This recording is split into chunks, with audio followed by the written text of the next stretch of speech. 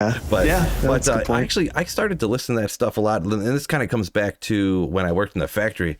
You run out of things to listen to, and like especially 6, 7, 8 years ago, even podcasts weren't as big. There wasn't as much on YouTube. YouTube was big, so don't get me wrong. I'm not saying it wasn't, but like it wasn't as big as it is now.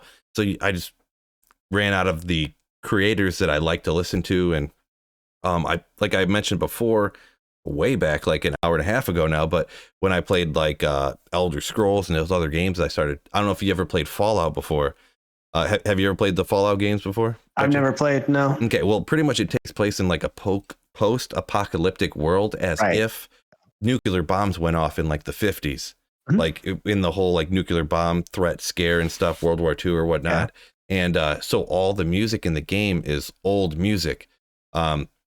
So there's old Rat Pack stuff, like old classic country. Oh yeah. Maybe 50s wasn't the right number. I forget what year or whatever, but it's as if like everything ended then. So all the music is just old, super old classic country, and you know, stuff like Rat Pack stuff and these different I've got a old Rat Pack songs. poster right behind my stream. Oh, setup. nice. So I kind of, from playing that, you know, you're sitting there with either headphones on or you're playing the game. When you play video games, hours and hours and hours, the songs are ingrained in your head.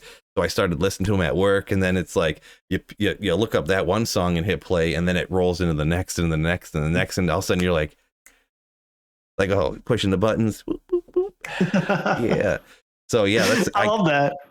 I haven't listened to the stuff as much lately, but just not having as much free time and stuff like that. But playing those old Fallout games got me into listening to that kind of stuff. So it's kind of funny that, you know, people our age in this modern day and time still like that super, super old music. I guess if it's good, it's good, right? Yeah, that's really cool. I love that they put that in those games. I knew like a little bit of the premise of Fallout, but I didn't realize that they had all that kind of music in there. That's pretty cool. Maybe I should try it. That sounds really cool. Yeah, I mean, it's kind of like you know, it's kind of got a shooter aspect to it, obviously, as well. And the story, it's the exact same people that made Elder Scrolls, right? So it's like it looks a lot like all the Elder Scrolls games, like each generation or whatever. Yeah. So, but you're shooting, and it's zombies and giant, you know, whatnot, and it's a really cool game. I'd recommend it to anybody, including you, Lucky. Very, very good if you ever get any free time. So, speaking of free time and playing other video games, what would you say? Because obviously, back before Diablo 2, you said you played Diablo 1 and stuff. Was there other games back in the day that you were just like obsessed with as a kid or as a child that kind of you played a ton of, that really got your gaming juices flowing? So this isn't going to help the fact that I look like a child sometimes, but I really I love the Nintendo games. Mario, I like Zelda games. I like Pokemon games. I loved playing those as a kid. And, you know, I still do from time to time. I'll pick up a Nintendo. The Nintendo is the only current modern day system that I still played.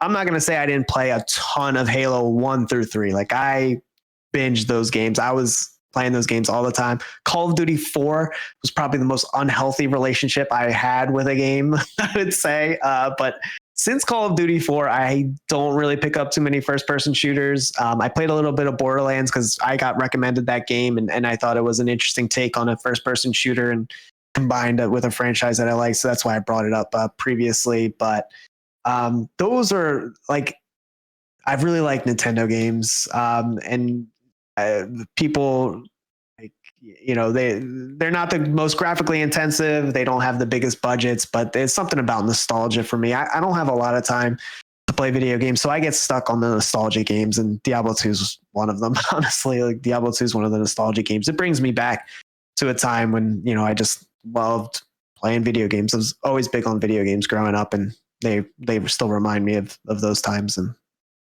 make me feel good. Gotcha. Yeah, the old school. Yeah, we had a Nintendo as well back in the day. It was kind of like when I was a kid, when it came to consoles anyways, it was always like almost like when the next console would come out, that's when we would get the other one, you know, nice and cheap at the time. You could probably get a hand-me-down from your cousin or something. Yeah. You know, so that's what when you, and of course at that, then you get a huge game library as well, because there's all these millions of games out for it at the time. But yeah, my dad was actually huge into computers. So from I probably should have got into computers and stuff like this probably before I honestly did. But we always had a computer in the house, and there's a game.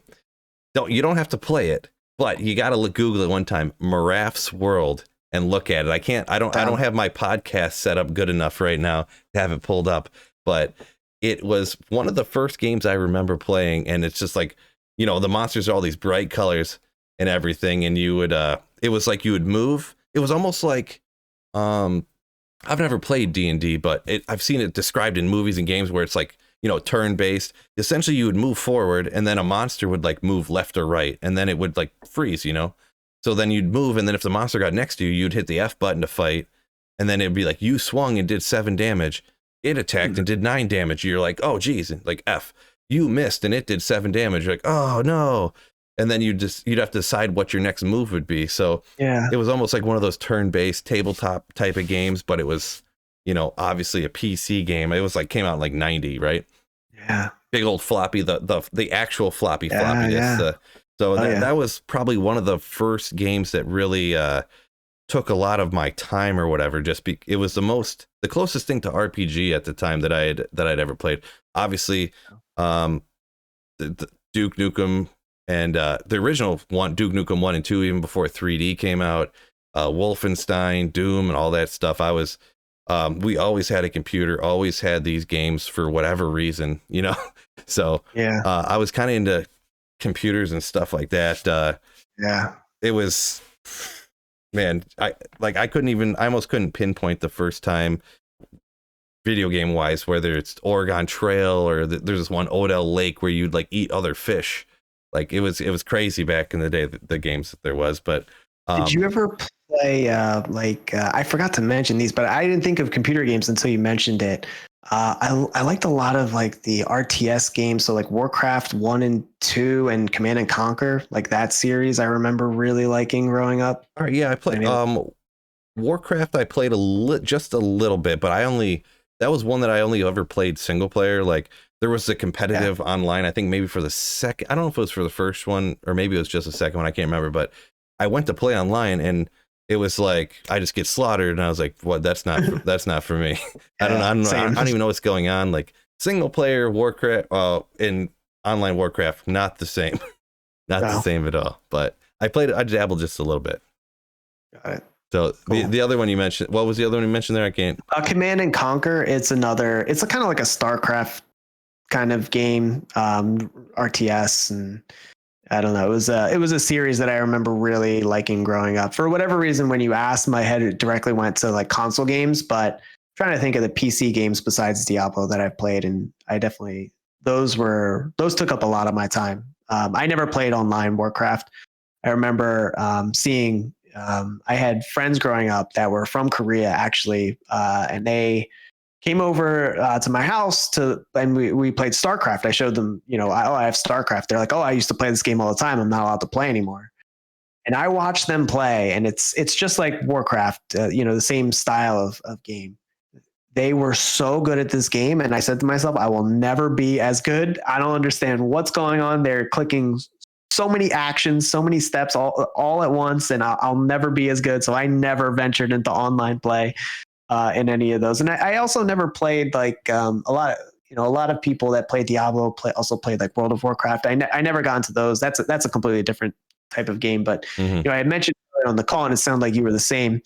We've never really played a lot of what you would consider an MMORPG. At least that's what I gather from talking to you. Pretty much, and yeah. So that's an accurate statement. Like Diablo 4 might be a pretty new experience for both of us, but I don't think all of the aspects of them are bad. I like the community aspects, but definitely, some of the other stuff that we talked about, we don't like as much. I'm cautiously optimistic like you about. So it's kind of my gaming history in a nutshell. Yeah. Gotcha. Yeah. So yeah, that was the World of Warcraft. I never really got into because of the monthly fee or whatever. Yeah, I wasn't allowed to play either. I'm too cheap for that stuff. Yeah, Yeah, I was young, so my mom wouldn't let me. That's a She was crack like, joke. It "Nope." wasn't because my parents wouldn't let me. It's because I didn't, I Yeah. was working at a gas station making like $5 an hour at the time. I'm like, what? That's like a whole day's worth of work to pay for, Yeah. like after you buy the game? I'm like, you're out of your Yeah. mind. Like I'll For play. me, it was. I literally remember at the time when that was, it was like, I'm not paying that much. I'll play Diablo 2. And at the time I Yeah. was still playing Free. Diablo. Like at the time I was like, I'll just keep playing Diablo 2. I'm not paying $60 for the game and then the expansion and then $15 a month. Like get out of here. It's like $120 up front. Crazy. So, Oh, thank you. Yeah, right. same reason, but it was the conversation went, "Hey mom, can I play this game? I gotta pay $10 a month." She's like, "Why can't you just play your games that are free?" And I was like, "All right, I guess I'll just play those." Your mom is like, a saint, smart lady. she's smart. Love you, She never, Mrs. Luciano. Yeah, Mrs. Luciano. That's right. She guided me down, and I never got caught up in that world. So I'm kind of grateful for that. I got to play more Diablo 2 because of it. So There you go. And hey, it all worked out. All worked out. Yeah. Yo, fellas, this is a new channel, so double check and make sure you're subscribed up.